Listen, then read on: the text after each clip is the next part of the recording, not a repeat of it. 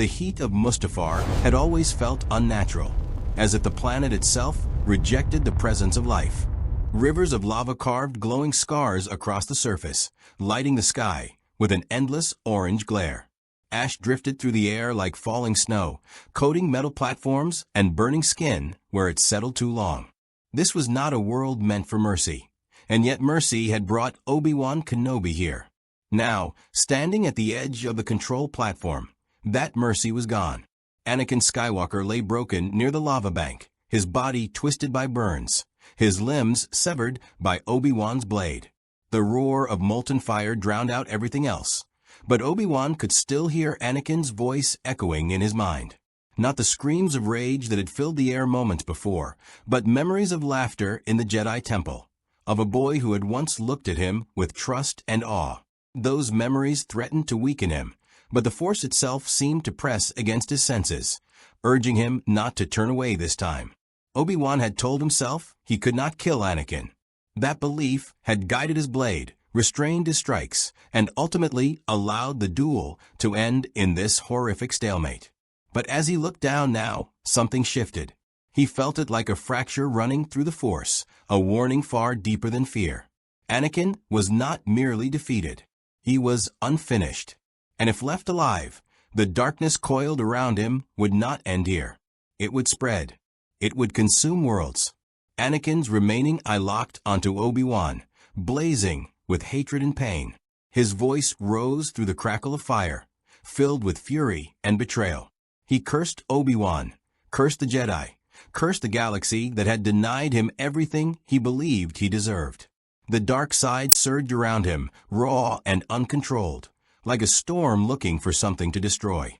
Obi-Wan felt the weight of it press against his chest, heavier than any blade. For the first time since landing on Mustafar, Obi-Wan stopped listening to Anakin's words and started listening to the Force without filtering it through hope. What he felt was not redemption waiting to happen. It was inevitability. A future where Anakin lived would not be a future where the Sith lost. It would be one where suffering became policy, where fear replaced order, and where the galaxy learned what it meant to kneel. Obi-Wan's hands trembled as he ignited his lightsaber again. The blue blade hummed softly, almost mournfully, as if aware of what was about to happen. He stepped closer, the heat searing through his robes, his boots sinking slightly into warped metal. Anakin's hatred flared brighter as he realized what Obi-Wan was doing. For a brief moment, fear cut through the rage. Not fear of death, but fear of being abandoned completely. "I hate you," Anakin snarled, his voice breaking as the lava surged behind him. Obi-Wan knelt beside him, close enough to feel the dark side radiating from Anakin like a fever. His voice, when he spoke, was quiet and steady, stripped of anger and accusation.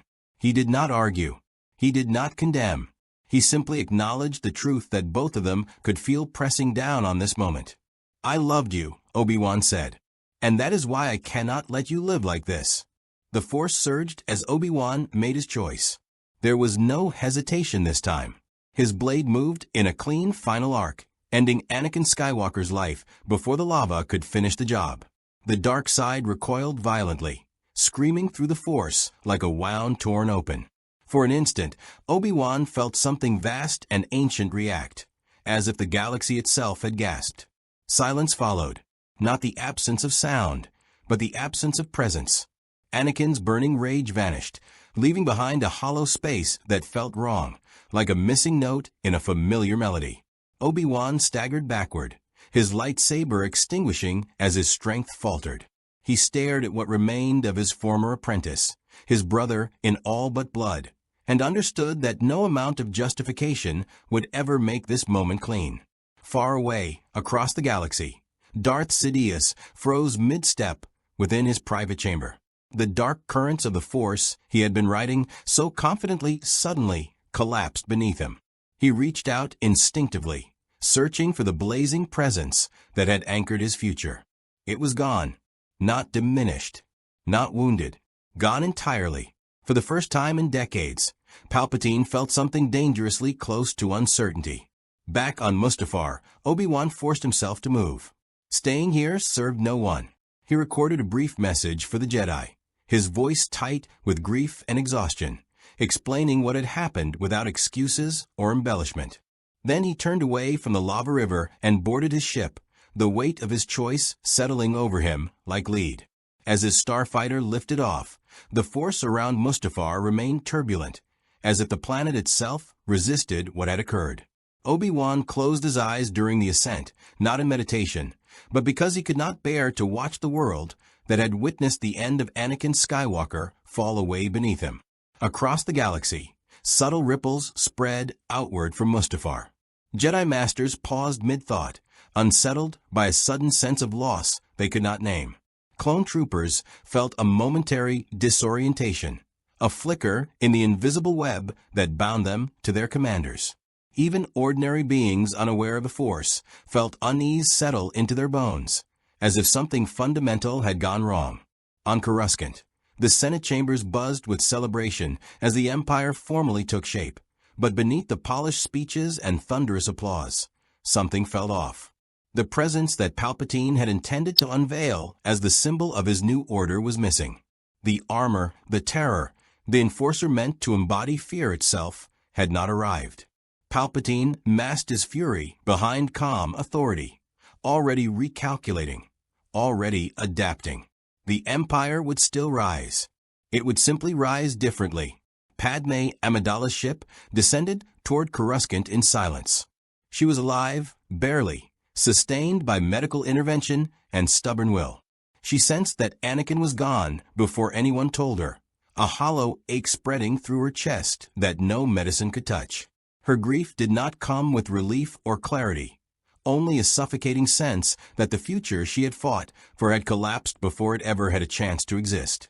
Meanwhile, Obi-Wan set his course toward the unknown, not as a guardian of hope, but as a man burdened by an act the Jedi Code had never truly prepared him for. He did not feel the Force guiding him toward destiny. He felt it withdrawing, wounded, uncertain, as if Eva did not know what came next. This was the moment the galaxy would one day look back on, not as the birth of Darth Vader, but as something far more unsettling. The moment the chosen one died, without fulfilling his role. The moment balance was not restored, but shattered. The moment when the Force itself was forced to reckon with a future it had never foreseen.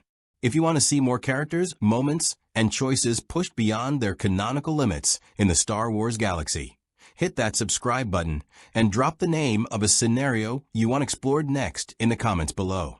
The ship vanished into hyperspace, carrying Obi-Wan Kenobi away from Mustafar, but the consequences of what he had done remained.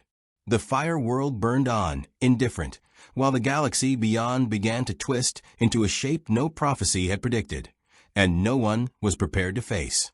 The galaxy did not erupt in chaos immediately. That was the first lie history would tell about this moment. There were no instant rebellions, no sudden collapse of governments, no visible sign that the Force itself had recoiled in pain. Instead, there was silence. A long, uneasy silence that crept into places it did not belong, settling into the gaps between decisions, into the pauses between thoughts, into the quiet moments where the Force-sensitive usually found clarity. This silence was not peace. It was absence. On Coruscant, the birth of the Empire continued as planned, but the celebration felt hollow even to those who could not articulate why. Senators applauded thunderously as Palpatine spoke of security and order, of a galaxy finally protected from chaos. Yet beneath the polished words and ceremonial grandeur, there was a subtle tension, like a structure standing upright despite missing a crucial support beam. Palpatine felt it most acutely.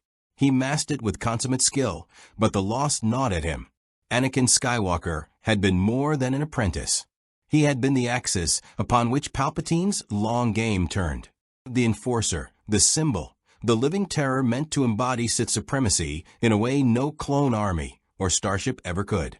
Without him, the Empire was still powerful, but its spine had not fully formed. Palpatine understood this immediately. He did not mourn Anakin. He calculated. Within hours, he summoned the remaining members of his inner circle, the dark acolytes and advisors who sensed the shift but dared not speak of it. He spoke calmly, reassuring them that everything was proceeding according to plan. Inwardly, however, he was already accelerating contingencies he had hoped never to use so early. The Inquisitor program, still embryonic, would now need to be expanded aggressively. Fear would have to be manufactured through institutions rather than a single overwhelming presence. The Jedi, such as they were, felt the loss differently. Yoda was deep in meditation when the shockwave finally reached him, a delayed echo reverberating through the Force. He gasped softly, centuries of discipline barely containing the tremor that ran through him. The prophecy broken, not fulfilled, not twisted, but severed. The Chosen One was gone, and with him, the fragile hope that balance might come through suffering rather than annihilation. Yoda reached out to the surviving Jedi, but what he sensed in response was confusion layered with guilt. Obi-Wan's message arrived soon after, stripped of emotion, yet heavy with implication. Anakin was dead. The words sat like a stone in Yoda's chest. There was no condemnation in his response, only weary understanding. The Jedi Order had already failed Anakin long before Mustafar. Obi-Wan had simply been the last witness to that failure. Across the galaxy, clone commanders began to receive new orders, subtle at first, then unmistakable. Jedi were to be hunted, not just eliminated in moments of opportunity, but systematically tracked and erased. Without Darth Vader to lead the purge personally, the task fell to bureaucracy, to cold efficiency, to squads of troopers acting on incomplete intelligence. The result was messier, more chaotic, and in some cases, less effective. Some Jedi escaped who would not have survived Vader's relentless pursuit. Others died not in dramatic confrontations, but in ambushes and misunderstandings, victims of a system that no longer required spectacle. Obi-Wan did not witness most of this directly. He felt it through the Force as he drifted farther from the core worlds, moving without a destination. He avoided hyperspace lanes and populated systems, not out of strategy, but because he could not yet bear to exist among others. Every time he closed his eyes, Mustafar rose up around him. The heat, the fire, the sound of Anakin's voice cutting through the roar of lava. Sleep came rarely, and when it did, it offered no rest. Padme Amidala recovered physically, but emotionally she existed in a liminal state, suspended between grief and fury. She attended the Senate sessions when she could, her presence a quiet reminder of the Republic that had been. The Empire's early days were marked by uncertainty, and Padme sensed an opening. Without Vader standing beside Palpatine, without the looming threat of an unstoppable enforcer, some senators whispered of restraint, of maintaining civil liberties. Padme listened, measured, and waited. Her grief became resolve. Anakin's death, stripped of the monstrous transformation that would have followed, was now a symbol she could not ignore. She knew he had fallen, knew he had done terrible things, but she also knew he had been failed. By the Jedi, by the Republic, and by the man who now called himself Emperor. Padme began to organize quietly, reaching out to old allies, planting seeds of resistance not yet ready to grow. Palpatine noticed her renewed activity almost immediately.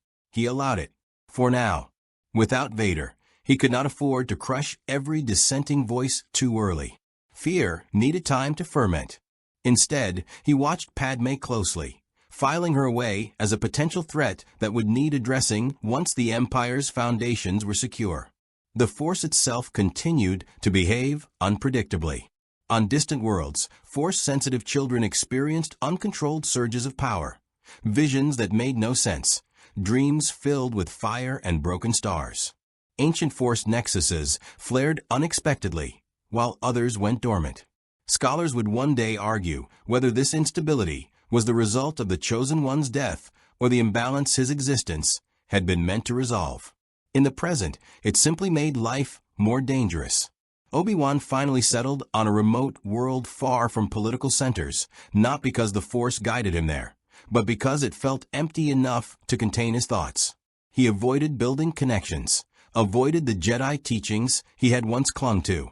Meditation brought no comfort.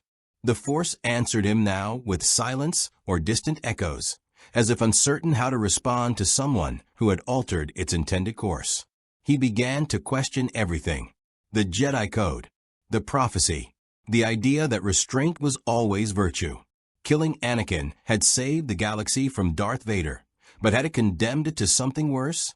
A slow rot rather than a sharp wound? Obi-Wan did not know, and the uncertainty gnawed at him more deeply than guilt alone ever could. Meanwhile, Palpatine adjusted. Without Vader's overwhelming presence, he leaned more heavily into spectacle. The Empire's might was displayed through massive military parades, through the accelerated construction of superweapons still years from completion. He invested in fear as an institution, a system that did not rely on a single figure to inspire terror. This made the Empire more brittle, but also more insidious.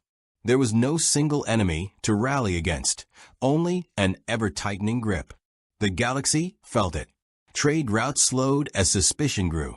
Neutral systems hesitated to align fully with the Empire, sensing weakness beneath the surface. Criminal syndicates expanded their influence, filling gaps left by an overstretched military. Without Vader enforcing Palpatine's will personally, cracks appeared sooner than expected. And yet, for all this instability, life went on. Worlds burned quietly. Others prospered. People adapted, unaware that the absence they felt was not temporary. The Force was recalibrating, seeking balance, without the one being destined to achieve it. This was the true aftermath of Mustafar. Not a single cataclysmic event, but a galaxy drifting off course, guided by leaders who believed they were still in control. Obi-Wan, Padme, Palpatine, and countless others moved forward, each convinced they were shaping the future. None of them truly understood how deep the wound ran, or how long it would take before the galaxy realized it had never recovered. The Empire's first true test came not from rebellion, but from absence. Without Darth Vader to stand as the Emperor's living weapon, fear did not crystallize around a single figure. Instead, it dispersed unevenly, settling into places Palpatine had not fully anticipated. Worlds on the fringe began to test Imperial authority, not with open defiance, but with hesitation. Taxes were delayed. Conscription quotas were negotiated. Governors asked questions they would not have dared to voice if a black-armored Sith Lord had been standing behind the throne. Palpatine felt the drag immediately. He compensated with cruelty, but cruelty administered through committees and admirals lacked the mythic terror he had planned. The Tarkin Doctrine was accelerated, its philosophy of rule through overwhelming force becoming the backbone of Imperial strategy far earlier than intended. Star destroyers were dispatched as symbols of dominance, looming over planets like judgment incarnate. Yet even this was imperfect. A Star Destroyer could intimidate a city. Darth Vader could terrify a culture. Within the Imperial court, rivalry sharpened. Grand Moffs, admirals, and intelligence chiefs jockeyed for influence, each sensing that the Emperor's inner circle was smaller than it should have been. The absence of an unquestioned enforcer meant that Palpatine had to play factions against one another more actively, manipulating ambition to maintain control. He thrived in this environment, but it demanded his constant attention. The Empire became centralized around him in a way that was dangerous even for a Sith Lord. Meanwhile, the Inquisitorius was born into desperation rather than patience. Former Jedi, broken and twisted by torture and dark side indoctrination, were unleashed before they were fully stable. Some proved effective hunters. Others were volatile, driven by personal vendettas rather than Imperial strategy. Their lightsabers ignited fear among surviving Jedi, but they lacked cohesion. Where Vader would have stalked methodically, the Inquisitors scattered, competing with one another for favor and recognition. This chaos saved lives. Jedi who would have been cornered by Vader's relentless precision slipped through cracks created by arrogance and infighting.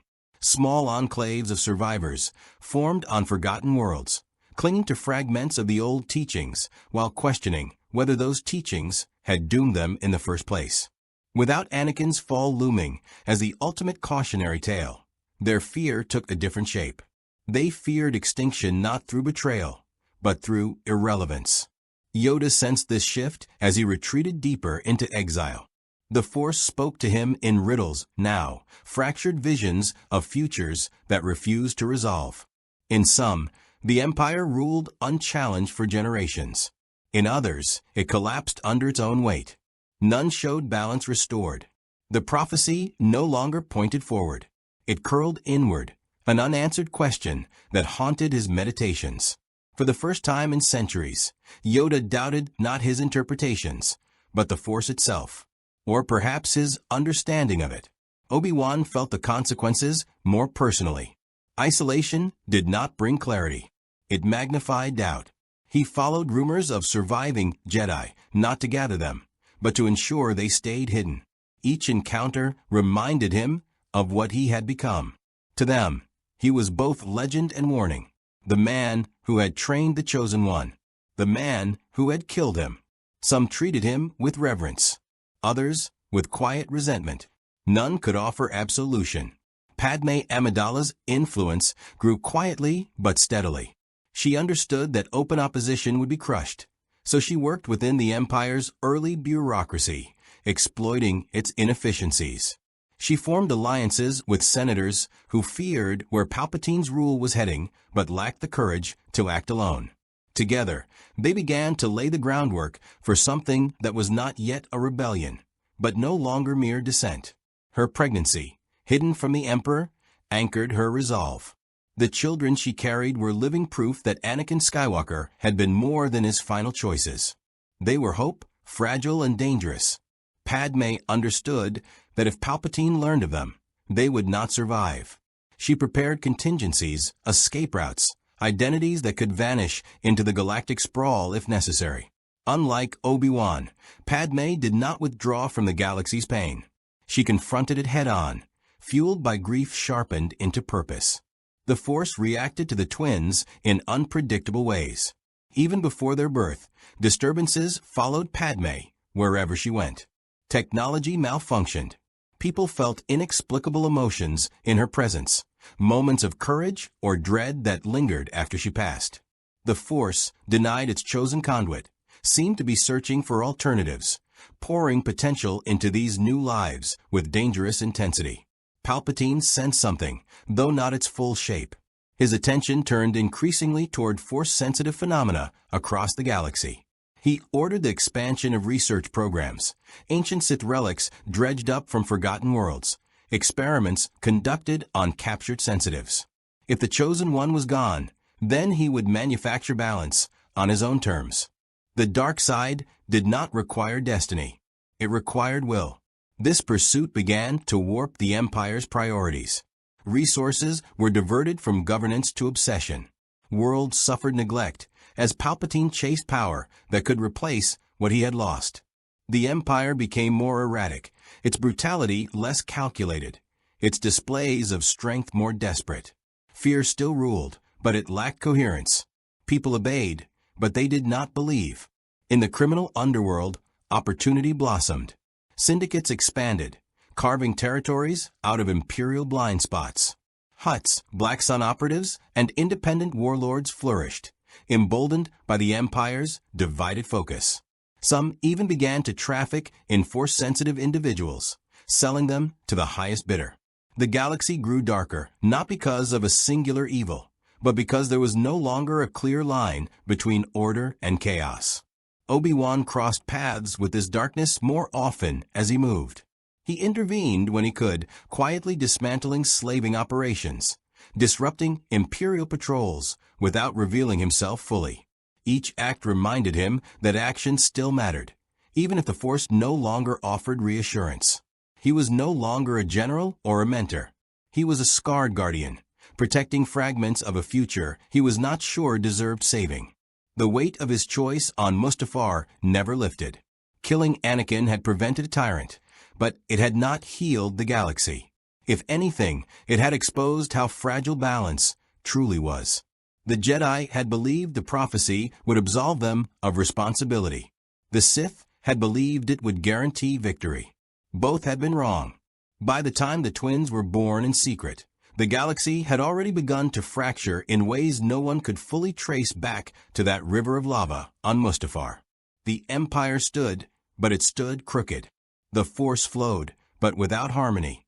And somewhere between regret and resolve, Obi-Wan Kenobi began to understand the most terrible truth of all. The galaxy had not been saved by Anakin Skywalker's death. It had simply been forced to survive without him. The birth of Luke and Leia did not announce itself with prophecy or cosmic alignment. There was no blinding surge of light, no thunderous echo in the Force that pointed clearly toward salvation. Instead, their arrival was quiet, almost defiant in its ordinariness, as if the galaxy itself were uncertain whether it should acknowledge them at all. Padme understood the danger immediately. These children were not symbols yet. They were liabilities. And in a galaxy ruled by an emperor who thrived on sensing hidden currents, liabilities did not survive long. She acted with the precision of a stateswoman who had learned to think several moves ahead. Publicly, her health declined. Senators whispered of stress, of grief finally breaking her. Palpatine watched closely, his interest sharpened by the absence of Anakin. He expected Padme to crumble, to become a useful martyr for the Empire's narrative of stability after chaos. What he did not expect was how carefully she curated that image, using it to deflect scrutiny while moving pieces behind the scenes.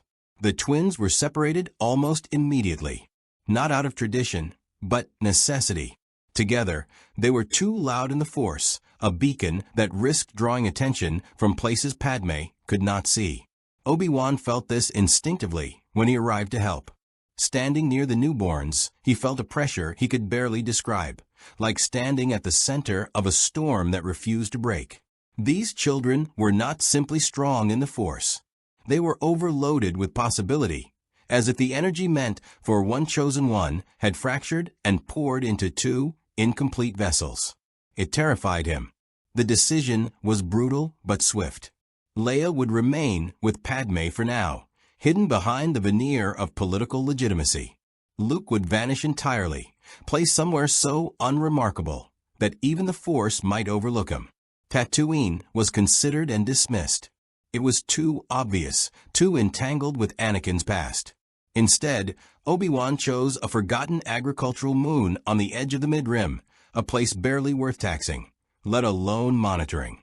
Luke would grow up anonymous, unaware of the legacy buried beneath his name. Leaving Padme was harder than Obi-Wan expected. She was stronger than he remembered, her grief transmuted into something sharp and unyielding.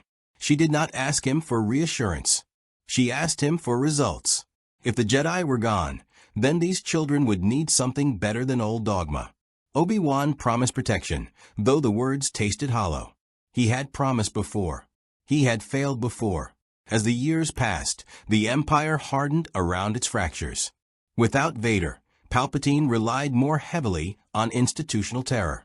Regional governors were granted sweeping authority, encouraged to rule through fear, so long as tribute flowed to Coruscant. Some became monsters. Others tried to temper cruelty with pragmatism, discovering too late that moderation drew suspicion. The Emperor did not tolerate deviation. Loyalty was measured not by results, but by obedience. The Inquisitors spread like a sickness. They were visible reminders that the Force itself had been weaponized against dissent. On some worlds, merely mentioning the Jedi became a crime punishable by disappearance. On others, black market holocrons and half-remembered teachings began to circulate, twisted into cult practices that worship power without understanding balance. The Force, untethered from its traditional guardians, became folklore, then currency. Leia grew up surrounded by this tension. Even as a child, she sensed the falsehoods beneath political rhetoric. Padme did not shield her from reality. She taught her how laws could be bent, how ideals could be smothered without a single blaster fired. Leia learned to listen more than she spoke, to measure rooms the way others measured distances. When she felt the Force stirring within her, Padme did not name it. She simply taught her discipline, focus, and restraint, unknowingly echoing Jedi principles stripped of mysticism. Luke's childhood was emptier, quieter. He worked the fields, learned the rhythms of survival, and felt an ache he could never explain. He dreamed of stars he had never seen and battles he could not name. The Force manifested in small, instinctive ways. A tool always seemed to fall into his hand when he needed it. Storms broke around his homestead instead of over it. Obi-Wan watched from a distance, intervening only when absolutely necessary. Each time he did, he felt the same fear. Luke's power was raw, untrained, and frighteningly adaptive. Meanwhile, Palpatine's patience thinned. Years of ruling without a true apprentice had sharpened his paranoia. The rule of two demanded succession, but every candidate he tested fell short. Some lacked discipline. Others lacked vision. A few were powerful enough to be dangerous, forcing him to destroy them before they could become rivals. The dark side gave him strength, but it also demanded forward motion. Stagnation was decay. His search intensified. Ancient Sith worlds were stripped bare. Entire populations were relocated or erased to uncover buried temples. The Emperor began to experiment openly with the boundaries between life and death, pushing science and the Force into grotesque synthesis. Without Vader as an anchor, these experiments became more reckless. The dark side surged unevenly across the galaxy, creating pockets of instability where reality itself seemed thin. These disturbances did not go unnoticed. Smugglers, mercenaries, and independent commanders began to connect the dots. Whispers of organized resistance circulated, not as ideology, but as survival instinct. Padme became a quiet nexus for these conversations, careful never to let them crystallize into something the Empire could label rebellion. Yet momentum built regardless. Fear could suppress action, but it could not erase memory.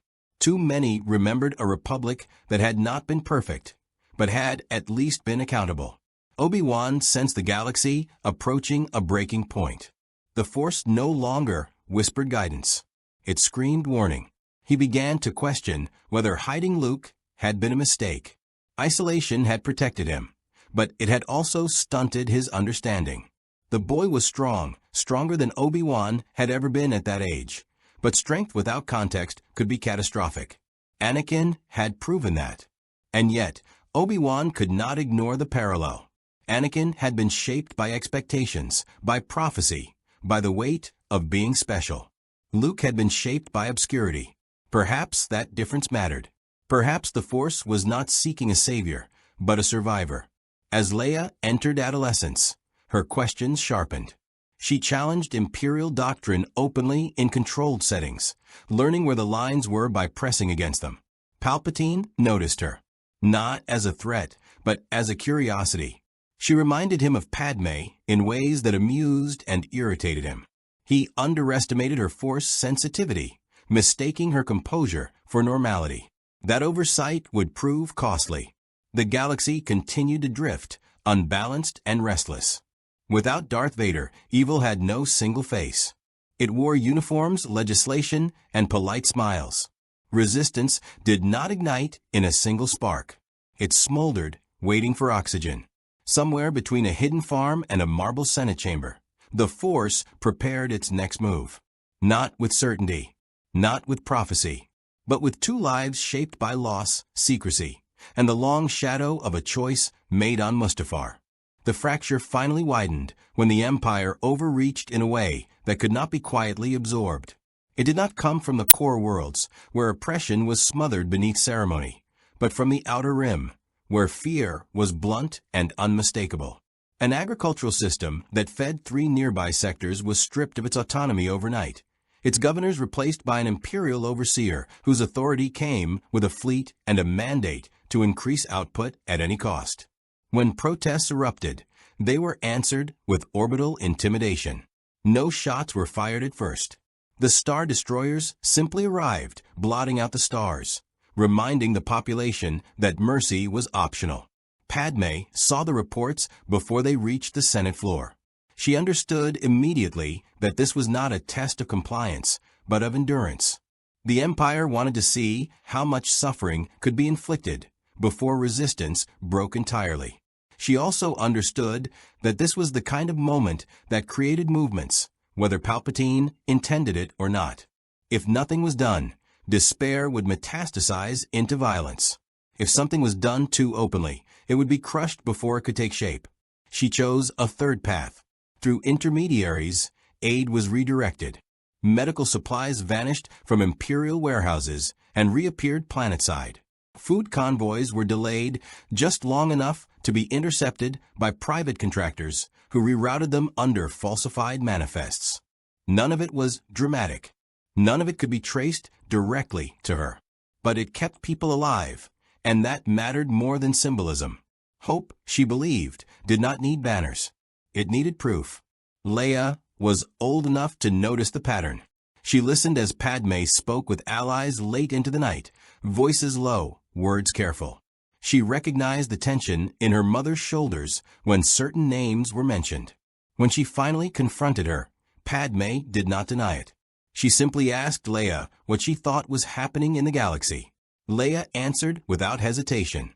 She spoke of fear disguised as order, of laws written to protect power rather than people.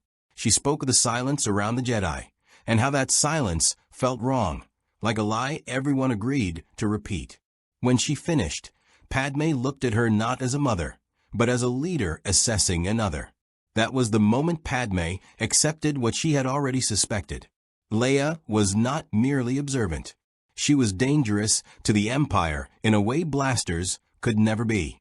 Her mind cut through obfuscation instinctively, guided by something deeper than intellect. Padme did not name the Force. She did not need to.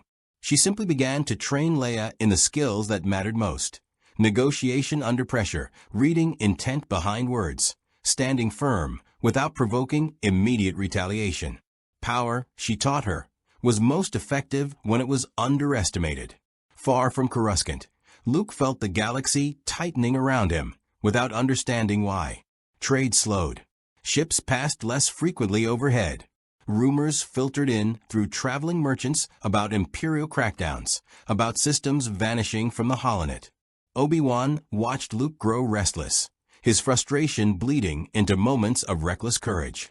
He would intervene when Luke pushed too far, appearing as a weathered traveler with just enough insight to redirect him without revealing the truth. But the Force was no longer content with subtlety. During a supply run gone wrong, Luke found himself facing a squad of stormtroopers sent to investigate unregistered movement in the area. There was no plan. There was only instinct. The moment blasters were raised, something inside Luke snapped into alignment. Time seemed to stretch. He moved without thinking, anticipating shots before they were fired, pulling debris into his path without touching it. When it was over, the troopers lay unconscious, their weapons scattered, their confusion palpable even through their helmets.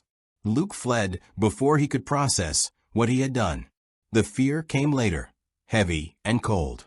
He had crossed a line he could not uncross. Obi-Wan arrived that night not with rebuke, but with truth. He told Luke about the Force. Not prophecy, not destiny, just what it was and what it demanded. Awareness, responsibility, choice. He did not mention Anakin by name at first. He spoke of a powerful Jedi who had fallen because he believed power alone could fix what he loved. Luke listened in silence, piecing together fragments of himself he had never understood. The revelation did not bring clarity. It brought urgency. Across the galaxy, Palpatine felt the disturbance, like a sudden pressure, behind his eyes. It was not Vader's familiar presence, but it was close enough to unsettle him. Something had acted without training, without allegiance, and without fear.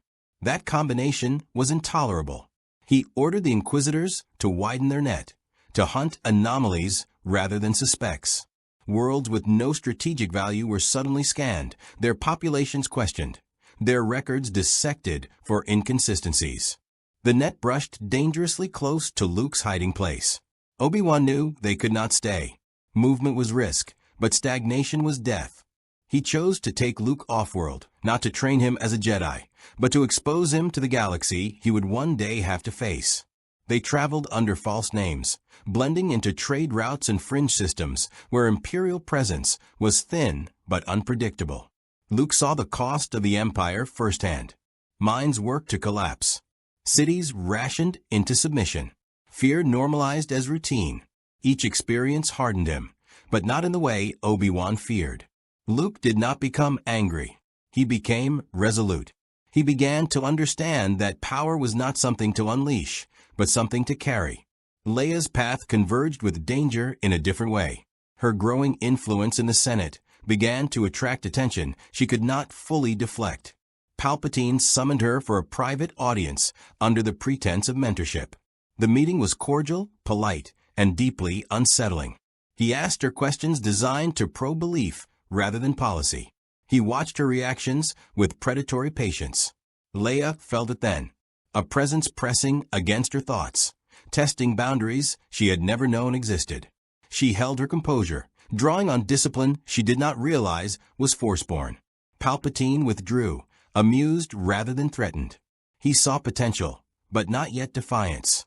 He dismissed her with a warning disguised as advice. Passion, he told her, was dangerous. Idealism even more so. Padme understood what that meeting meant. The window for subtlety was closing. The Empire was beginning to sort its enemies not by action, but by potential. She accelerated her quiet network, allowing it to take more risks, to act more boldly. What had been aid became coordination. What had been survival became resistance. The galaxy responded. Cells formed independently, inspired not by central command, but by shared desperation. Smugglers became couriers. Former officers became tacticians. Worlds that had once been isolated began to communicate through channels the Empire could not fully monitor. It was messy, unrefined, and dangerously fragile. But it was alive. Palpatine felt it slipping. Control without Vader required constant force, constant vigilance.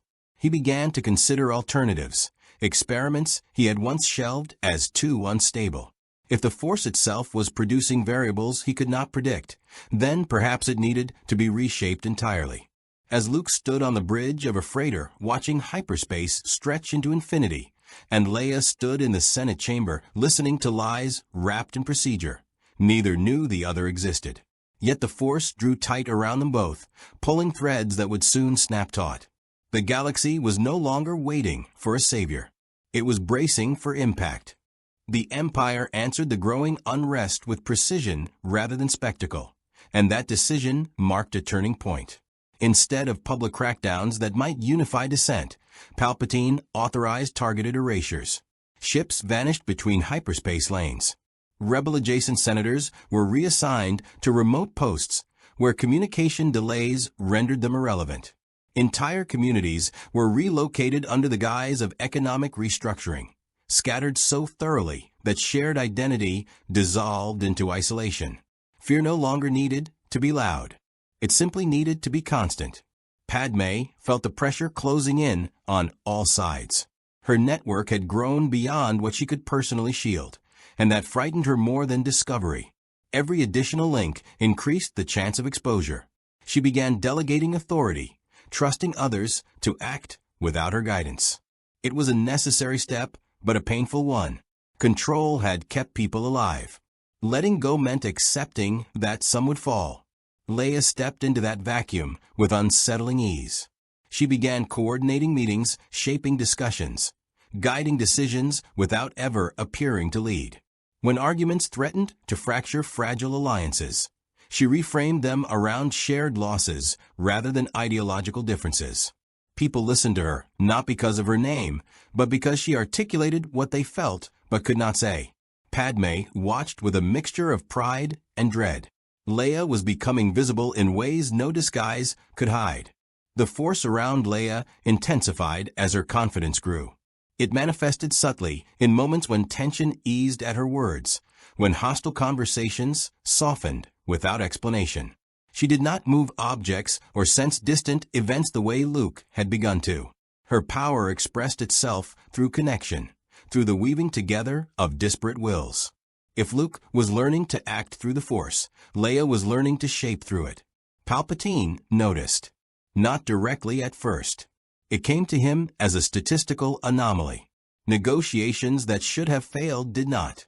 Opposition that should have fractured instead consolidated. He traced these irregularities back through reports and recordings, through patterns of speech and decision-making, until a single presence emerged repeatedly at the center.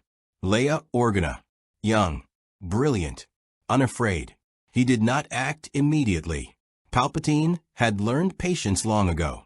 Instead, he ordered deeper observation, instructing his agents to provoke rather than suppress.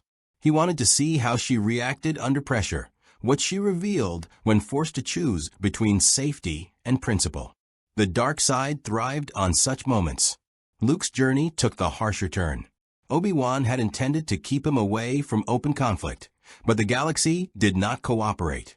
On a mid-rim world choked by Imperial tariffs, they encountered a local resistance cell on the verge of collapse. Its members were desperate, under-equipped, and dangerously impulsive. Obi-Wan urged caution. Luke ignored him. What followed was not a battle, but a lesson carved into memory. Luke helped plan an evacuation, using his growing awareness of Imperial patrol patterns to guide civilians out ahead of a scheduled raid. He moved through chaos with a calm that surprised even him, nudging events just enough to keep people alive without drawing attention to himself. When the Empire arrived, it found empty streets and unanswered questions. The cell survived, but the cost was steep. An informant slipped away. A transport was destroyed during escape.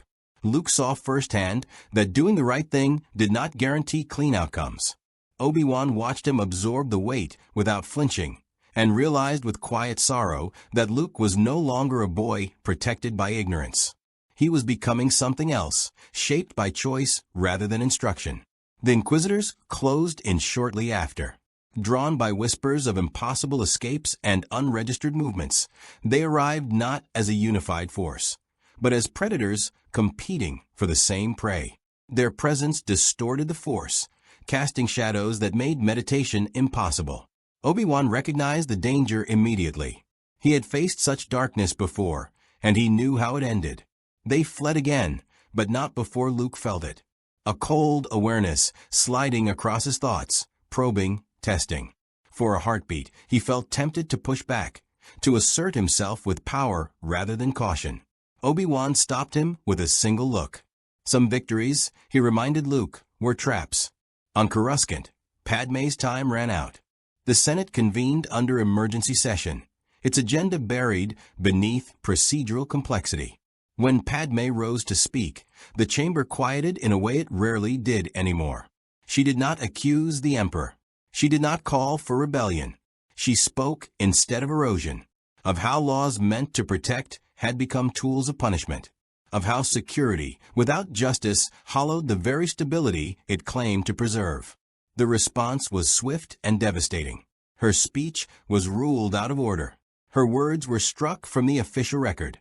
Within hours, her assets were frozen pending investigation. She was not arrested.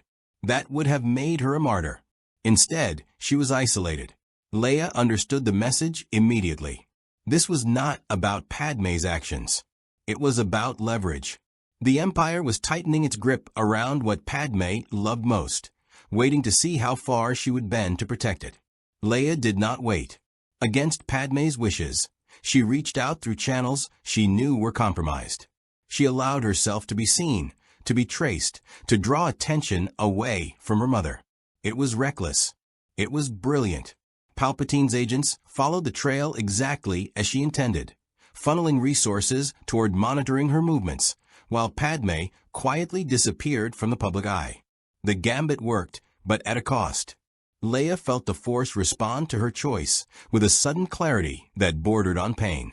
She saw possibilities branching outward, some bright, some ending in darkness. For the first time, she understood that foresight was not control. It was burden. Palpatine summoned her again. This time, there was no pretense of mentorship. The chamber was private, the air heavy with unspoken threat. He spoke to her not as a politician, but as something older and far more dangerous. He acknowledged her influence, her potential, her defiance.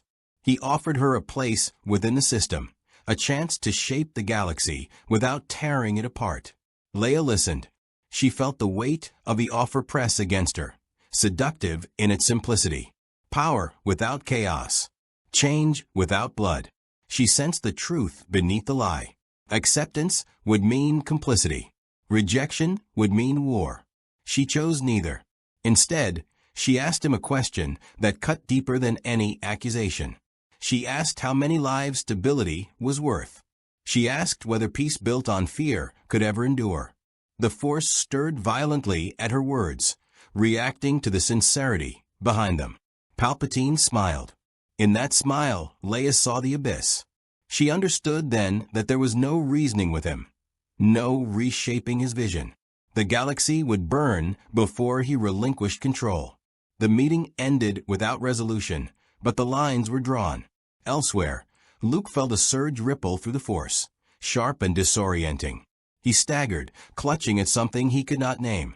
Obi-Wan steadied him, his expression grim. Something significant had just occurred, something that could not be undone. The Empire intensified its hunt. Inquisitors were recalled and reorganized under stricter command. Bounties were issued not for names, but for anomalies. Anyone exhibiting impossible luck, unexplained influence, or unnatural awareness became a target. The galaxy itself became suspect. The resistance cells felt the pressure immediately. Some collapsed. Others hardened. A few began to coordinate more deliberately, sharing intelligence, planning beyond survival. What Padme had nurtured in secret was beginning to take shape openly, not as a unified rebellion, but as a shared refusal to disappear. Obi-Wan realized the truth he had been avoiding. Hiding Luke was no longer enough. Training him in isolation was no longer viable.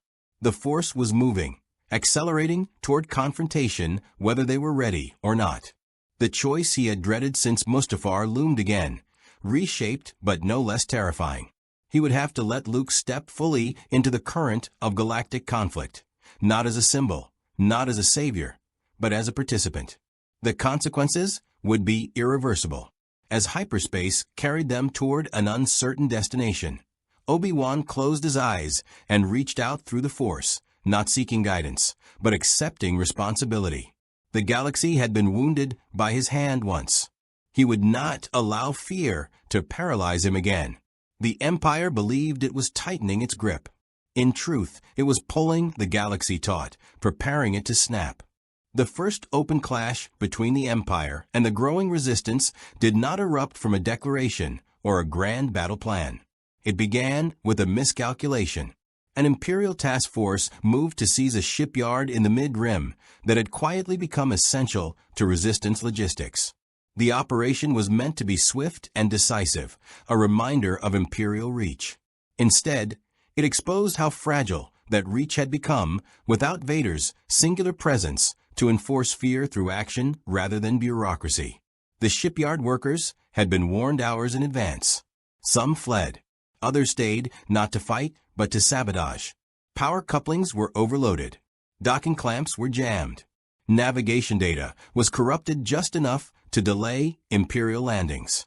When stormtroopers finally deployed, they found a facility already bleeding efficiency. What should have been a clean occupation turned into a grinding standoff that stretched far longer than planned. That delay was everything. Luke and Obi-Wan arrived at the edge of the system aboard a battered freighter, drawn by the same subtle pressure in the Force that had guided them since leaving the Outer Rim. Luke sensed tension radiating from the planet like heat from a forge. Lives balanced on decisions being made in real time. Obi-Wan felt it too, along with something else he had not felt in years. Opportunity mixed with danger in equal measure. They did not announce themselves. They never did. Instead, Luke slipped into the chaos as quietly as possible, moving through corridors thick with smoke and fear. Blaster fire echoed through the metal skeleton of the shipyard, harsh and indiscriminate. Luke focused on keeping people alive rather than engaging directly. He redirected troopers with collapsing walkways, disabled weapons with sudden surges of power that felt less like effort and more like instinct. Each act left him more exposed in the Force, but the alternative was unacceptable. The Inquisitors felt him immediately. 2 of them arrived within hours, their presence cutting through the Force like jagged glass. They did not charge in blindly. They stalked isolating disturbances, herding fear toward Luke's position. Obi-Wan sensed them circling and knew the pattern all too well. This was how they hunted survivors of the old order. This was how they turned fear into surrender. Luke refused to run. When the confrontation came, it was sudden and brutal. Red blades ignited in the dim light of a loading bay, casting warped reflections across durasteel walls. Luke had never faced a lightsaber before. He had seen recordings, felt echoes through the Force, but nothing prepared him for the precision and lethality of the weapon in motion. Instinct screamed at him to flee. Something deeper held him in place. He did not ignite a blade. He did not have one. Instead, he moved. The Force answered him in fragments. A crate slammed into the path of one Inquisitor, forcing a redirect. A magnetic crane swung unexpectedly, scattering debris. Luke stayed just ahead of death, his awareness expanding until he could feel the rhythm of his enemy's movements before they committed to them. It was not elegance. It was survival refined into something dangerous. Obi-Wan joined the fight only when he had to. His blade ignited with a familiar hum, blue light cutting through red with practiced calm. The Inquisitors recoiled, recognizing him instantly. Fear flickered behind their aggression, sharpened by reverence and hatred. Kenobi was legend, and legends complicated hunts. The clash was brief but decisive. One Inquisitor fell, struck down not by Obi-Wan, but by Luke's desperate, untrained surge of power that crushed the durasteel beneath her feet and sent her tumbling into the depths of the bay. The other retreated, wounded and shaken, broadcasting what he had found to anyone who would listen. The secret was out. Across the galaxy, sensitive instruments flared. Holocrons whispered. Palpatine felt it like a blade across his mind. Not Vader's presence. Something raw, unshaped, powerful. The Skywalker bloodline had not ended on Mustafar after all. It had simply taken longer to announce itself. Palpatine's response was immediate and ruthless. The Inquisitors were pulled back and reorganized under a singular directive. Capture, if possible. Kill, if necessary. The Emperor wanted Luke alive, not out of sentiment, but because potential unclaimed by the dark side was an affront he could not tolerate. The shipyard fell soon after, but not before the Resistance extracted what it needed. The victory was incomplete, costly, and undeniable.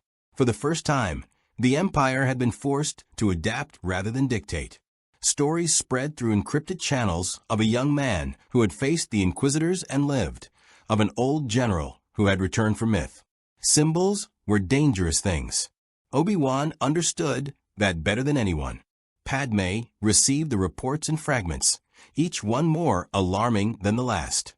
Luke's emergence was not part of any plan she had envisioned. It accelerated everything. It shifted the balance from quiet defiance to open war. She felt pride, fear, and guilt collide within her. This was Anakin's son, standing where his father had fallen, facing enemies born of the same failure. Leia felt it too, though she could not explain how. A sudden sense of closeness to someone she had never met, as if a distant echo had grown louder overnight. The Force stirred around her, restless and expectant. She knew without knowing that something irreversible had begun. Palpatine moved to cut Padme off completely. Travel restrictions tightened. Surveillance intensified. Allies vanished into detainment or silence. Yet every attempt to isolate her only reinforced her resolve. She no longer believed survival was enough. The Empire had proven it would never be satisfied with compliance. It would consume until there was nothing left to fear. She made the decision to step beyond the Senate. The resistance she helped formalize was not yet a rebellion. It lacked fleets, clear leadership, and shared doctrine. But it had momentum, and it had belief. Padme became its anchor, not as a figurehead waving banners, but as a strategist shaping coherence out of chaos. Cells were encouraged to coordinate without centralizing too much power. Leadership was distributed. Redundancy was embraced. The Empire would find no singular head to sever. Leia became her most trusted envoy. Her missions took her beyond Coruscant, into systems where imperial control was assumed rather than enforced. She spoke to governors, smugglers, former separatists, and neutral traders. She did not promise victory. She promised relevance, a place in shaping what came next rather than being crushed by it. The Force seemed to flow through her words, not compelling, but clarifying. People heard themselves think differently when she spoke. Luke's path diverged sharply from Leia's, though the Force pulled them toward the same horizon. Obi-Wan finally acknowledged what he could no longer avoid. Luke needed formal training, not to become a Jedi of the old order, but to survive what was coming without losing himself. They sought knowledge where they could find it, among ruins and forgotten enclaves, piecing together techniques stripped of dogma. Luke learned restraint before aggression. He learned that the dark side was not a temptation, so much as a shortcut that demanded payment later. He learned that power used without purpose hollowed the soul. Each lesson was carved from experience rather than instruction, hard-won and deeply personal. The Empire tightened its grip. Further, but the cracks were spreading. Systems began withholding taxes. Garrisons found themselves resupplied less frequently. Loyalty wavered where fear could not be immediately enforced. Palpatine felt the strain of ruling through abstraction rather than embodiment. Vader's absence haunted every calculation. No fleet, no doctrine, could replicate the terror of a single unstoppable enforcer. That realization drove him toward darker solutions. He began experiments long abandoned, seeking to manufacture obedience through the Force itself. Facilities hidden beyond charted space pulsed with unnatural energy as he pushed boundaries no Sith had crossed in generations. The dark side answered, but not without consequence. Disturbances rippled outward, felt by Luke, Leia, and Obi-Wan alike as a sickness creeping through the Force. The galaxy stood on the edge of transformation. Luke had revealed himself to the Empire. Leia had positioned herself beyond its control. Padme had committed to resistance beyond retreat. Palpatine had chosen escalation over containment. Every path forward led toward confrontation, and none of them promised a clean victory. The question was no longer whether the galaxy would change. It was who would survive the change, and what they would become in its wake. The galaxy did not fracture all at once. It cracked in slow, uneven lines, some visible, others hidden beneath layers of fear and habit. By the time the Empire realized how widespread the instability had become, it was already too late to reverse without tearing itself apart.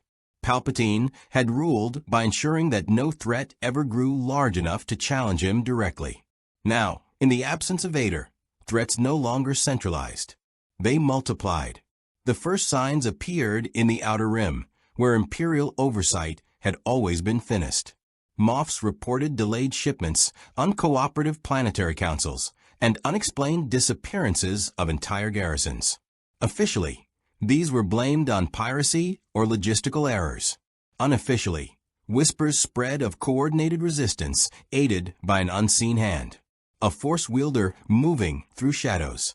A general who could not be cornered. A princess whose words reshaped loyalty without firing a single shot. Palpatine watched the reports accumulate with cold patience. He had endured chaos before. The Clone Wars had been far messier than this. What troubled him was not disorder, but unpredictability. The Force itself no longer flowed cleanly toward him. It churned, disturbed by competing currents he could feel, but not fully map. Luke Skywalker was one. Leia Organa was another. And beneath them both, something older stirred, awakened by Palpatine's own experiments. Deep within a hidden Imperial research complex, ancient Sith technology hummed with unstable life. The Emperor had abandoned the rule of two in practice long ago, but this went further. He sought not an apprentice, but a replacement for inevitability itself. If fear could no longer be embodied by a single figure like Vader, then it would be embedded into the fabric of reality. Worlds would obey not because they were threatened, but because defiance would become metaphysically painful. The cost was steep. Scientists vanished. Inquisitors burned out under strain. The dark side surged unpredictably, lashing out at those who wielded it without restraint. Palpatine endured it all, convinced that dominance justified any sacrifice. He believed history would remember only victory, not the price paid to secure it. Luke felt the consequences long before he understood the cause. During meditation on a barren moon, the Force twisted violently around him, images crashing into his mind unbidden. Cities screaming without sound. Stars dimming. Chains forming not of metal, but intent. He collapsed, gasping, his control shattered by a presence that felt vast and wrong. Obi-Wan pulled him back from a brink, his own expression grim with recognition. "This isn't the dark side as we knew it," Obi-Wan said quietly. "It's being forced, bent. If Palpatine succeeds, the Force itself may become his instrument." Luke struggled to process the implication. The Jedi had always taught that balance was natural, that the dark side was a corruption of choice. What Palpatine attempted would rewrite that truth. It would make oppression ambient, inescapable. Luke understood then that hiding was no longer an option. Training in isolation would not stop what was coming. At the same time, Leia stood before a council that did not officially exist. Representatives from dozens of systems gathered in secrecy, some physically present, others via scrambled holoprojections. They argued fiercely. Some demanded immediate action. Others urged caution, fearing retaliation they could not survive. Leia listened to them all, weighing not just their words, but the emotions beneath them. She felt the Force threading through the room, not as command, but as connection. When she finally spoke, silence followed. She did not frame the conflict as rebellion versus empire. She framed it as choice versus inevitability. Palpatine's rule, she argued, was no longer about order, but about erasing the possibility of dissent altogether. If they waited, they would not be crushed in battle.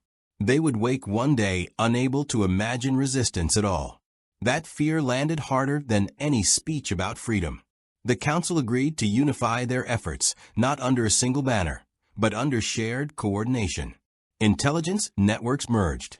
Supply routes aligned. Military assets were pledged conditionally, ready to strike when opportunity arose. It was not yet an open rebellion, but it was no longer a scattered resistance. Leia had forged a spine.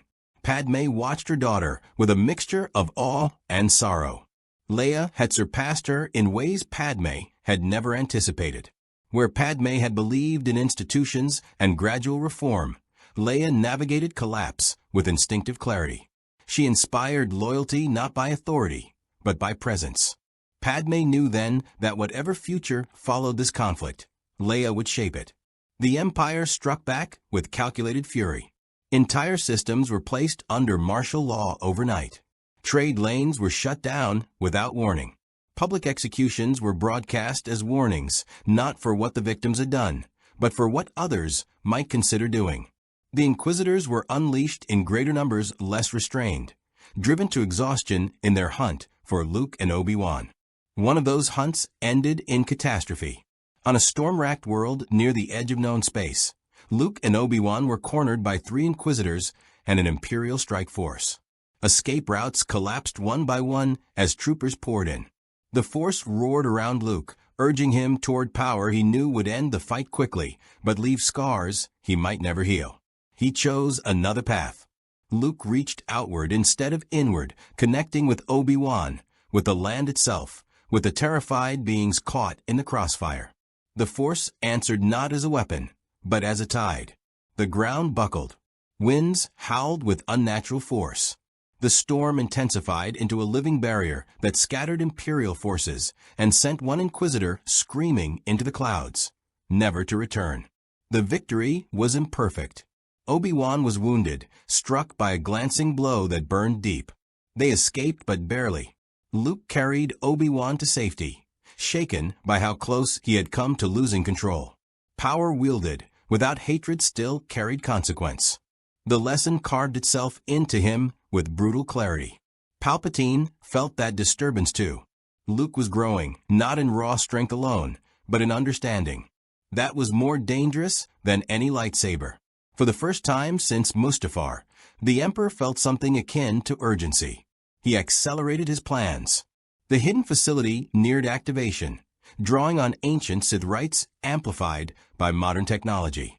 The Force screamed in protest, a soundless agony that rippled across hyperspace. Jedi relics shattered. Force-sensitive beings across the galaxy collapsed or lashed out uncontrollably. Balance trembled. Leia felt it during negotiations with a neutral system. The room spun. Pain flared behind her eyes. She steadied herself and knew, without being told, that this was the moment everything hinged on. Delay was no longer strategy. It was surrender. She sent the signal. Across the galaxy, resistance cells moved simultaneously. Shipyards were seized. Communications hubs were sabotaged. Imperial fleets were ambushed at hyperspace transition points. It was not a declaration of war so much as an eruption. The Empire reeled, forced to fight on dozens of fronts at once without the centralized terror it once relied on. Palpatine welcomed the chaos. It gave him cover. As fleets clashed and systems burned, he prepared to complete his work, convinced that once the Force itself bent to his will, no rebellion could endure. He did not anticipate one thing. Luke Skywalker was no longer alone. Leia felt Luke's presence flare like a beacon, no longer hidden, no longer afraid to be seen. Their connection snapped into clarity, a bond forged by blood and loss and shared purpose. For the first time, Luke understood that whatever Palpatine had unleashed, it was not his burden alone to carry. The twins were converging. Obi-Wan sensed it too, pride and concern warring within him. He had spent years believing his greatest failure was killing Anakin. Now, he realized the truth was more complex. His failure had been believing the story ended there. It had not. It had only changed shape. The galaxy raced toward a confrontation unlike anything it had known. Not a single battle, not a throne room duel, but a reckoning that would decide whether the Force remained a living balance shaped by choice, or a weapon locked forever in the grasp of a single will. And somewhere beyond the reach of Imperial charts, the dark machine began to awaken. The convergence did not announce itself with trumpets or prophecy. It arrived as a tightening in the Force, a sense of inevitability pressing against every living thing. Hyperspace lanes twisted unpredictably. Astrogation computers spat out contradictory calculations. Even Palpatine's most seasoned navigators felt as though the galaxy itself resisted being crossed. Something was drawing everything inward, toward a single point of decision. The hidden facility lay beyond an unremarkable star, masked by layered distortions that bent sensors and obscured approach vectors. It was ancient and new at once, a Sith shrine grown outward into a technological tumor. Black pylons pierced space itself, channeling energy through conduits etched with runes older than the Republic. The Force here was not merely dark. It was compressed, twisted into a state of constant tension, like a scream held forever in the throat. Palpatine stood at its heart, robes unmoving despite the energy storm raging around him. He did not need to look upon the machinery to know it was ready. He felt it in the way the Force recoiled and obeyed simultaneously. This was not domination through fear or seduction. This was coercion at the level of existence. Once activated, the galaxy would not simply fear him. It would align with him. The first warning came when the Force flickered. Not collapsed, not surged. Flickered, like a signal briefly disrupted. Palpatine's eyes narrowed. Luke Skywalker emerged from hyperspace alone, his ship battered, alarms silent by necessity rather than function. He had abandoned stealth in favor of speed, trusting instinct over calculation. The Force guided him not as a map, but as pressure, steering him away from annihilation by margins too small for reason to explain. He did not know if Leia would make it. He did not know if Obi-Wan survived his wounds. He only knew that if he hesitated, everything would be lost. Imperial defenses reacted instantly. Fighters screamed into motion. Turbolasers lit space with lethal geometry. Luke did not engage. He flowed through the chaos, drawing just enough on the Force to bend probability without shattering it. Blaster fire missed by heartbeats. Explosions blossomed behind him where he had been a moment before. His ship screamed in protest, but held. Palpatine felt Luke's approach clearly now. Not as a threat, but as a variable. An anomaly growing too coherent to ignore. Impressive, the Emperor murmured to the empty chamber. But futile. On the far side of the system, Leia arrived not in secrecy, but in defiance. The fleet she led was smaller than Imperial doctrine would consider viable, but it was agile, coordinated, and united by purpose rather than command hierarchy. They did not attempt to breach the facility. They targeted its supports, relay stations, power collectors, communications arrays. They fought not to win, but to destabilize. The Force responded. As the first pylon went dark, a shockwave rippled outward, not of energy, but of dissonance. Force-sensitive beings across both fleets cried out as the unnatural compression faltered. Pilots lost focus.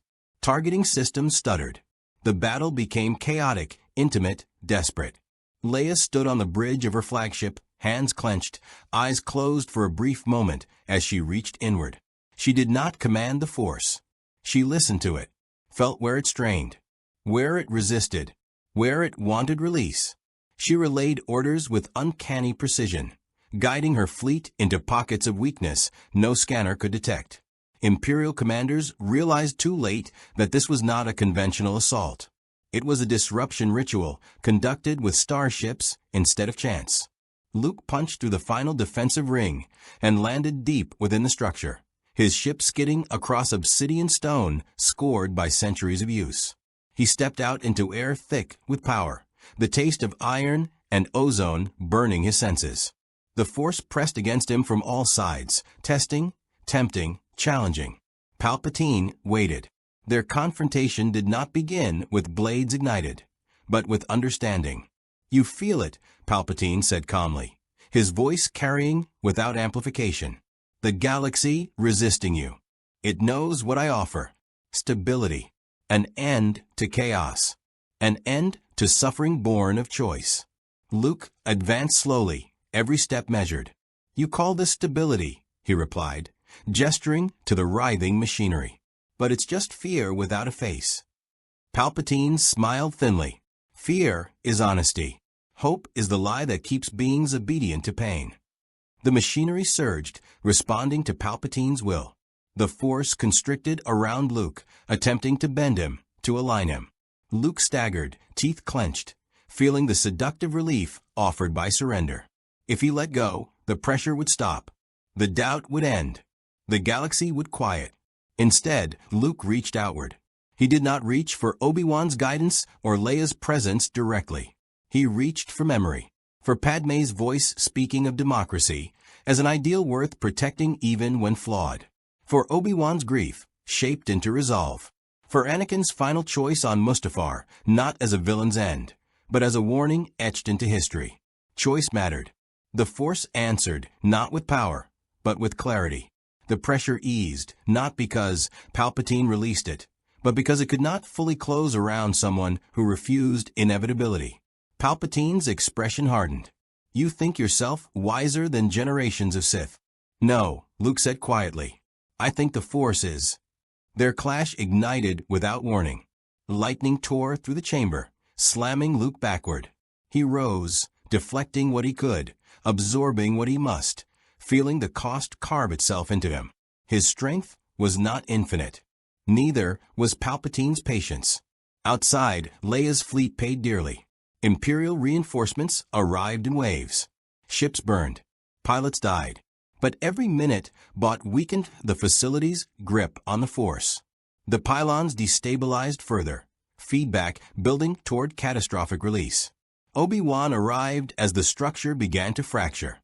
He did not come as a warrior charging into battle, but as a presence that shifted the equation. He moved through collapsing corridors with quiet determination, drawn by Luke's struggle like gravity. When he entered the chamber, Palpatine sensed him instantly. A relic, the Emperor sneered, still clinging to relevance. Obi-Wan met his gaze without fear. "You mistake endurance for weakness." Together, master and student stood against the Emperor. Not aligned perfectly, not unified in power, but connected in purpose. The Force flowed between them, not amplifying aggression, but reinforcing balance. Palpatine unleashed everything. The chamber erupted. Lightning shattered stone.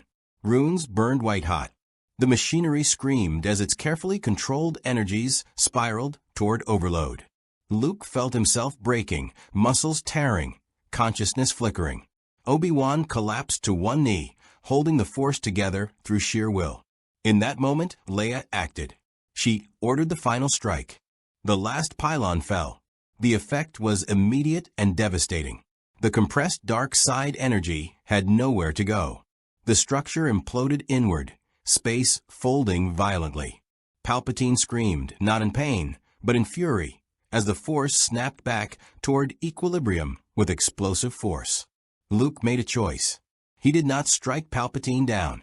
He severed the Emperor's connection to the machine, plunging his blade into the Nexus, where technology and Sith sorcery merged. The backlash threw all three across the chamber as reality itself convulsed. When the light faded, the facility was dying. Palpatine lay amid the ruins, alive, furious, diminished. His grand design shattered, his certainty broken. For the first time, the Force did not bend to his will or resist him. It ignored him. Obi-Wan rose slowly, exhaustion etched into every movement. Luke staggered to his feet, barely conscious. They did not finish the Emperor. They did not need to.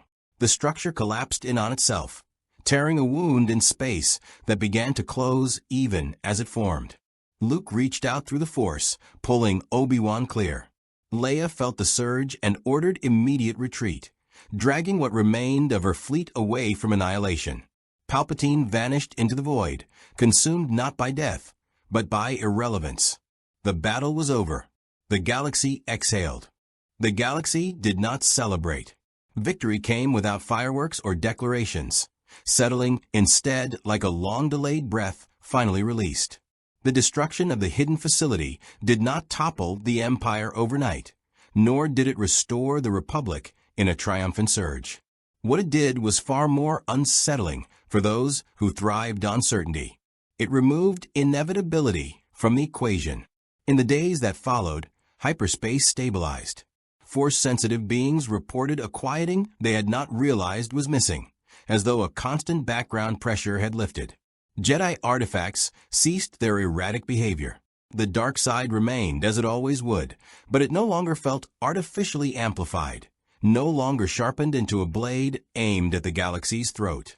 Palpatine's disappearance fractured the Imperial hierarchy more effectively than any assassination could have. Without his direct presence, Moffs and admirals turned inward, scrambling to secure their own regions. The Empire had been designed to function through fear radiating from a single will. With that will gone, the machinery continued to move, but without coordination or purpose. Orders conflicted. Fleets hesitated. Governors made unilateral decisions that exposed long-suppressed fractures. Leia understood immediately that this was the most dangerous moment of all. She resisted calls to declare a new republic prematurely. History had taught her the cost of filling a vacuum with idealism alone. Instead, she coordinated humanitarian corridors, ensuring that systems cut off by imperial collapse received food, medicine, and protection. Where possible, former imperial officers were offered amnesty in exchange for cooperation. Where brutality persisted, resistance forces responded decisively, but without the indiscriminate destruction that had defined Palpatine's reign. Her leadership became something new, not a symbol of rebellion, but of transition. Worlds listened because she spoke with clarity rather than promise. The Force flowed through her subtly, not commanding obedience, but reinforcing trust. Padme watched this from a distance, her heart heavy with pride and grief. She saw in Leia the future she and Anakin had once dreamed of, stripped of illusion but not of hope. Luke recovered slowly. The battle had taken more from him than physical strength. He carried scars in the Force itself, places where pressure had torn and reknitted imperfectly. Obi-Wan guided him through the healing, not with techniques from old holocrons, but with patience and acceptance. Luke had faced the dark side not as temptation, but as inevitability, and had refused it. That refusal had reshaped him. He no longer sought to rebuild the Jedi Order as it had been. Luke traveled instead, seeking out Force-sensitive beings not to recruit them into doctrine, but to teach them awareness. Balance, he taught, was not obedience to a code, but responsibility for choice. Some would walk paths that looked like the old Jedi. Others would not. Luke accepted this with a calm that surprised even Obi-Wan. "You've gone further than we ever did," Obi-Wan admitted one evening, as they watched twin suns set over an unnamed world. "And you did it without denying what we were." Luke smiled faintly. "I learned from what you gave me, and from what you lost." Obi-Wan closed his eyes, the weight of Mustafar echoing softly between them. Killing Anakin had ended one nightmare, but it had not absolved him. Yet now, seeing what had grown from that choice, he allowed himself something he had denied for decades: peace. Across the galaxy, the Empire continued to erode. Some regions fell into chaos. Others stabilized under local governance. A few clung desperately to imperial order, fearful of what freedom might demand of them. There was no single narrative of collapse, only millions of individual reckonings. The Inquisitors fractured without Palpatine's guiding cruelty. Some vanished into the underworld. Others were hunted down by those they had once terrorized. A handful surrendered, hollowed out by the loss of purpose that had defined them. The dark side still whispered, but without a central voice to orchestrate it. Its influence fragmented. Leia and Luke met again months later, not as generals or symbols, but as siblings. They stood on a quiet ridge overlooking a world in recovery, ships rising and falling like slow breaths. They spoke of their parents openly, without reverence or resentment, acknowledging both the love that had shaped them and the tragedy that had scarred the galaxy. "Do you think it was worth it?" Leia asked softly. Obi-Wan's choice. Everything that followed. Luke considered the question carefully. "There are no clean endings," he said. "Only consequences we live with. Anakin's death didn't save the galaxy, but it stopped it from being locked into a single fate." Leia nodded, understanding. The galaxy would struggle. It would stumble. It would fail and recover in uneven cycles. But it would choose its path. That, more than victory, mattered. Far from them, in the deep unknown, something stirred where Palpatine had vanished. Not a return, not a resurrection, merely a ripple, a reminder that darkness never vanished entirely. It waited, it adapted, and so did the light. The galaxy moved forward not healed, but alive, shaped by loss, choice, and the quiet understanding that no single being, no matter how powerful, could ever again claim the Force itself as their throne. Obi-Wan killing Anakin on Mustafar did not save the galaxy. It changed the way it suffered. Without Darth Vader to embody terror, the Empire grew more brittle, more desperate, and ultimately more vulnerable to its own excesses. Palpatine's reach extended further into abstraction, attempting to dominate not just worlds, but destiny itself. And in doing so, he overreached. Luke and Leia emerged not as mirrored saviors, but as complementary forces. One reshaped the understanding of the Force, stripping it of dogma and inevitability. The other reshaped power, proving that leadership rooted in empathy could survive even after tyranny's collapse. Obi-Wan, burdened by the choice that began it all, found redemption not through victory, but through witnessing a future that learned from his failure. The galaxy never truly recovered from Mustafar. It bore scars that could not be erased, but it also escaped a fate far worse than suffering. It retained the freedom to choose, to fail, to grow. In that freedom lay the truest balance the Force had ever known.